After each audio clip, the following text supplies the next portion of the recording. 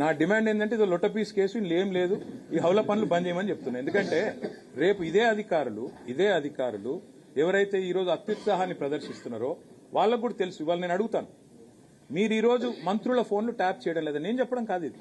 కోమటిరెడ్డి వెంకటరెడ్డి గారు, ఒక మంత్రి గారు, ఉత్తమ్ కుమార్ రెడ్డి గారు కొంతమంది జర్నలిస్టులతో మాట్లాడుతూ మా ఫోన్లు మాట్లాడలేకపోతున్నాం మేము, మా ఫోన్లు వింటున్నారు అంటే ఆ జర్నలిస్ట్ గారు ఒక కథనం రాసినారు.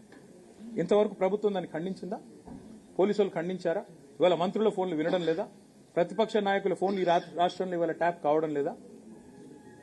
బ్రదర్, నేనేమంటున్నా అంటే వాళ్ళకు కూడా తెలుసు, పోలీసు వాళ్ళకు కూడా, ఇది కేవలం వాళ్ళు బలి పశువులయ్యే ఒక కార్యక్రమం, రాజకీయ క్రీడలో. మీరు మొన్న ఒకటి గమనించండి, మీరందరూ జర్నలిస్టులు, ముగ్గురు మంత్రుల మధ్యన పంచాయతీ, ముఖ్యమంత్రికి ముగ్గురు మంత్రుల మధ్యన వాటాల పంచాయతీ. బలైంది ఎవరు? ముగ్గురు జర్నలిస్టులు. దొంతు రమేష్ గారు, సుధీర్ గారు, పరిపూర్ణచారి గారు మొన్న వాళ్ళు అరెస్ట్ అయింది. అసలు వాళ్ళందరూ బాగానే ఉన్నారు. అసలు కథ ఏంది? కాంగ్రెస్ పార్టీలో ఆధిపత్య పోరు, అంతర్గత పోరులో ముగ్గురు మంత్రుల మధ్యన వాటాల పంచాయతీలో ముగ్గురు జర్నలిస్టులు బలి. అదే పద్ధతుల్లో ఇప్పుడు ఈ ఫోన్ ట్యాపింగ్ వ్యవహారంలో కూడా ఈ దిక్కుమాలిన రాజకీయ క్రీడలో, ఈ వికృతమైన క్రీడలో రేపు బలు పశువులయ్యేది అధికారులు.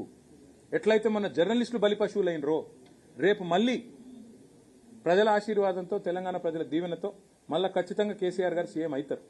అప్పటికి మళ్ళీ మేము ఎంక్వైరీ స్టార్ట్ చేసినాం అనుకో, ఇవాళ ఏ ఫోన్లు ట్యాప్ అయినాయో మొత్తం బయటకు వస్తాయి.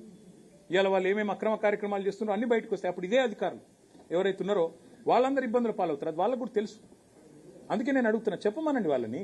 ఇవాళ ఈ రాష్ట్రంలో రేవంత్ రెడ్డి ప్రభుత్వం ఫోన్ ట్యాపింగ్ చేయడం లేదా? ఒక్క అధికారం చెప్పమండి బయటకు వచ్చి, నేను చూస్తా. ధైర్యంగా చెప్పమనండి.